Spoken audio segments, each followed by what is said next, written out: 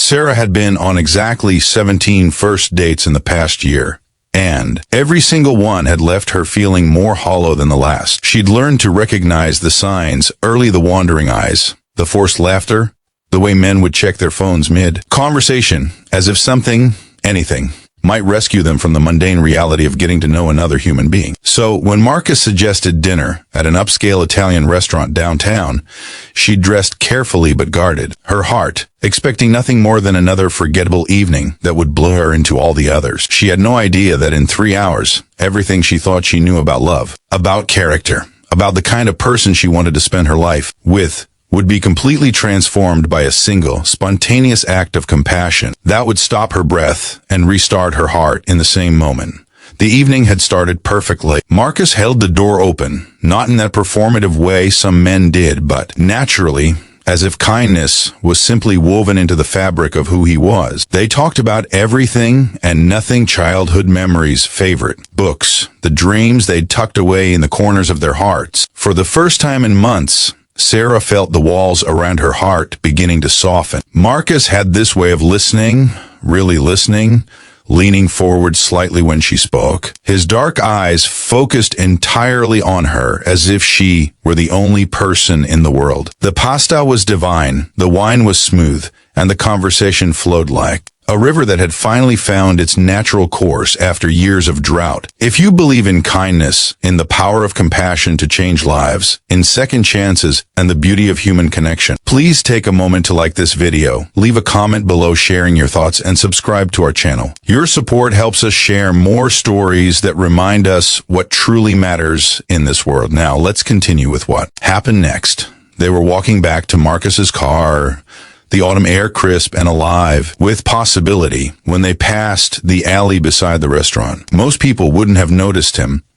The homeless man huddled against the brick wall, his weather jacket pulled tight against the cold, his face hidden beneath a baseball cap that had seen better days. Most people, including Sarah, if she was being honest with herself, had trained themselves not to see the invisible people who lined city streets. Those reminders of how quickly life could unravel, how thin the line was between security and desperation. But Marcus stopped. He stopped so abruptly that Sarah almost stumbled, and for a moment she thought something was wrong. Marcus stood there, staring at the man, and Sarah watched something shift in his expression. A crack in the pleasant evening, a sudden heaviness that settled over his features. Without a word, without even looking at her, Marcus walked toward the man. Sarah's first instinct was confusion, then a flutter of concern for their safety, then something else she couldn't quite name. She watched as Marcus knelt down beside the stranger, not standing over him, not maintaining that careful distance most people kept, but lowering himself to eye level, meeting the man where he was. She couldn't hear the words at first, but she could see Marcus speaking softly and the homeless man slowly raising his head. Even from several feet away, Sarah could see the man's eyes red-rimmed, exhausted, carrying the weight of 1,000 disappointments. Marcus was nodding, still talking,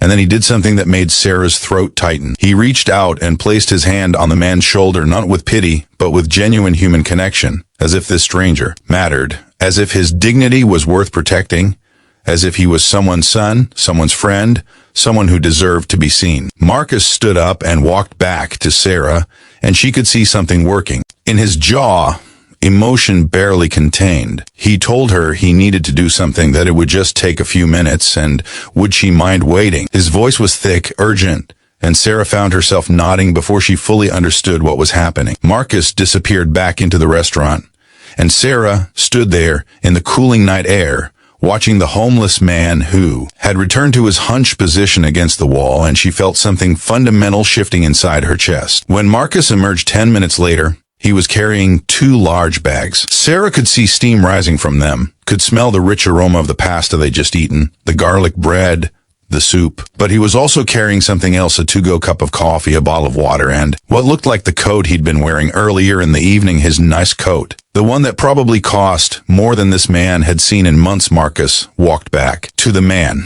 and this time Sarah followed, drawn by something she couldn't resist. She watched as Marcus sat down on the cold concrete beside the man, opened the bags, and began laying out the food. He talked while he worked, and Sarah heard fragments, asking the man's name, learning it was Robert, asking if he had somewhere warm to go tonight, offering not just food but conversation, presence, the radical gift of being treated like a human being. Robert's hands shook as he reached for the food, and Sarah saw tears tracking down his weathered cheeks. Marcus draped his coat over Robert's shoulders, and the man looked up at him with an expression of such profound gratitude that Sarah had to look away, her own eyes burning. But it was what happened next that broke her completely. Marcus pulled out his wallet, and Sarah thought he was going to give Robert money, which would have been kind enough. Instead, Marcus pulled out a business card and a pen. He wrote something on the back. Sarah later learned it was his personal cell phone number and pressed it into Robert's hand. He told Robert about a shelter nearby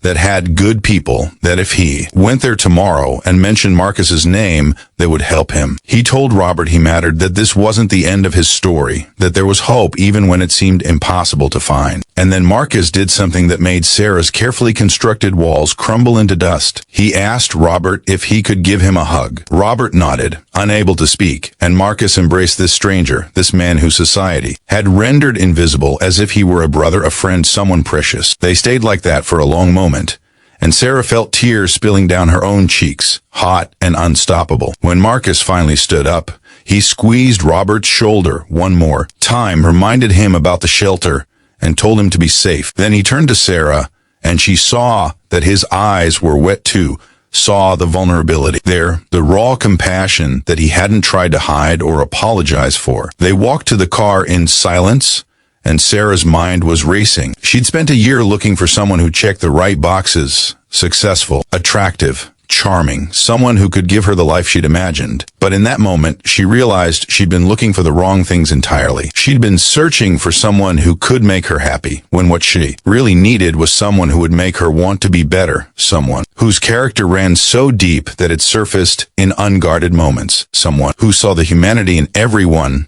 even those the world had forgotten. Before we reach the end of this story, if these words have touched your heart, if this story has reminded you of what truly matters, please take a moment to leave a comment below. Tell us about a time when someone's kindness changed your perspective, or when you witnessed an act of compassion that restored your faith in humanity.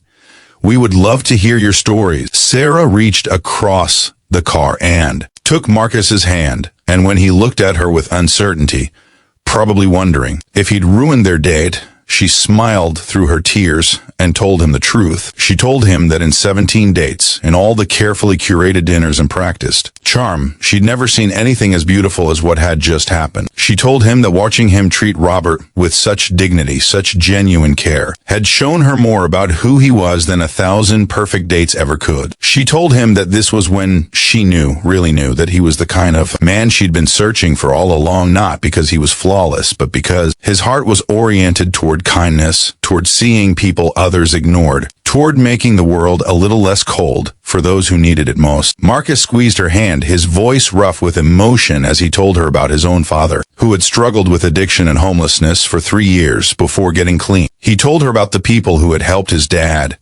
who had treated him like a human being when he felt like nothing, who had reminded him that his story wasn't over. He told her he could never walk past someone in need without seeing his father's face, without remembering that we're all one tragedy, one bad break, one moment of hardship away from needing that same compassion ourselves. They sat in that parked car for another hour, talking about the things that truly mattered, and Sarah felt something she hadn't felt in years: hope. Not the naive kind that ignores reality, but the deep, sustaining kind that recognizes darkness, but chooses light anyway. 2 years later, on their wedding day, Robert was there in the front row, sober and thriving, wearing a suit Marcus had helped him pick out, tears streaming down his face as he watched the man who had seen him when he was invisible, who had treated him with dignity when the world had stripped it away, promised to love Sarah for the rest of his life.